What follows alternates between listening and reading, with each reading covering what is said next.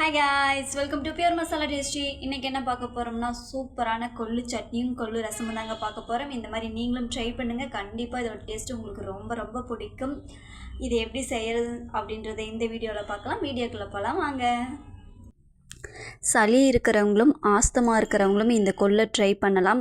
கண்டிப்பாக இது உடம்புக்கு ரொம்ப நல்லது. இப்போ மழை காலம்ன்றதுனால இந்த கொள்ளு ரசமும் கொள்ளு சட்னியும் சூடாக செஞ்சு சாப்பிட்டிங்கன்னா டேஸ்ட்டும் சூப்பராக இருக்கும். ஹெல்த்துக்கும் இது ரொம்ப நல்லது. இது எப்படி செய்கிறதுன்றதை இந்த வீடியோவில் பார்க்கலாம். ஃபஸ்ட்டு கொள்ளை நல்லா கழுவி எடுத்துடலாங்க. நல்லா கழுவி எடுத்துகிட்டு அந்த கொள்ளை குக்கரில் ஆட் பண்ணி ஒரு 4-5 விசில் விட்டுடலாம்.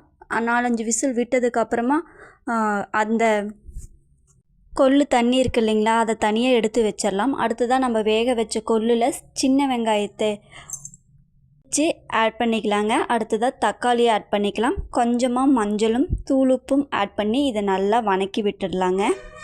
இப்போ பார்த்திங்கன்னா நம்ம எல்லாம் ஆட் பண்ணிவிட்டோம். இப்போ இதை நல்லா வணக்கி விட்டுடலாம். பார்த்திங்கன்னா சூப்பராக வணங்கிடுச்சு. இப்போ அடுத்ததாக நம்ம ஒன்று செய்ய போகிறோம். இந்த கொள்ளு சட்னிக்கு கொத்தமல்லி, வரமிளகாய், சீரக மிளகு, பூண்டு, கருவேப்பிலை இதெல்லாம் சேர்த்து நம்ம வறுத்து எடுத்துங்க. அதை மிக்சியில் ஆட் பண்ணி அரைச்சிட்டு அடுத்ததாக நம்ம வணக்கி வச்சோம் இல்லைங்களா, கொள்ளு, தக்காளி, சின்ன வெங்காயம் அதை ஆட் பண்ணி கொஞ்சமாக உப்பு ஆட் பண்ணி அரைச்சிட்டா ஒரு சூப்பரான கொள்ளு சட்னி ரெடி ஆகிடுச்சிங்க. இதை நீங்களும் கண்டிப்பாக ட்ரை பண்ணி பாருங்கள். இப்போ சூப்பராக கொள்ளு சட்னியை நம்ம ரெடி பண்ணிட்டோம். அடுத்ததாக கொள்ளு ரசம் தாங்க நம்ம ரெடி பண்ண போகிறோம். வாங்க பண்ணலாம். இப்போ அடுத்ததாக நம்ம தண்ணி எடுத்து வச்சு இல்லைங்களா, கொள்ளு தண்ணி, அதுலேயே நம்ம புளியை ஊற வச்சுக்கலாம். அடுத்ததாக சீரக மிளகு, பூண்டு இதெல்லாம் நம்ம நுணுக்கி எடுத்துடலாங்க. நான் எப்பயுமே ரசத்துக்கு சீரக மிளகுலாம் மிக்சியில் தான் அரைப்பேன். ஆனால் கொள்ளு ரசத்துக்கு மட்டும் எப்பயுமே நான் நுணுக்கி தாங்க எடுத்துக்குவேன். பார்த்திங்கன்னா நம்ம சீரக மிளகு பூண்டுலாம் போட்டு நுணுக்கி எடுத்தாச்சு. அடுத்ததாக இதிலேயே சின்ன வெங்காயமும் ஆட் பண்ணிக்கலாங்க. இதையும் நல்லா இடிச்சிக்கலாங்க.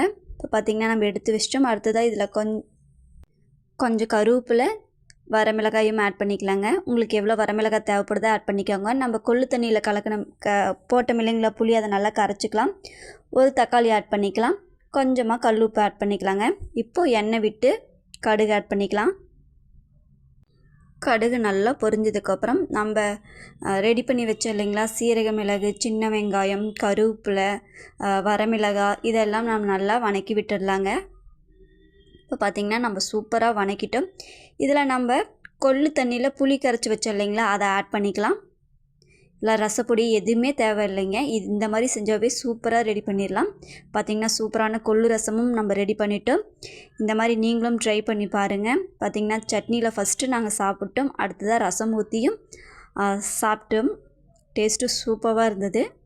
Thank you guys, thank you so much. இவ்வளோ நேரம் நம்ம வீடியோ பார்த்த எல்லாத்துக்கும் ரொம்ப நன்றி.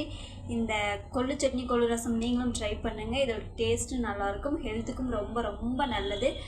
நம்மளுடைய சேனலை மறக்காமல் சப்ஸ்கிரைப் பண்ணிவிடுங்க. தேங்க்யூ.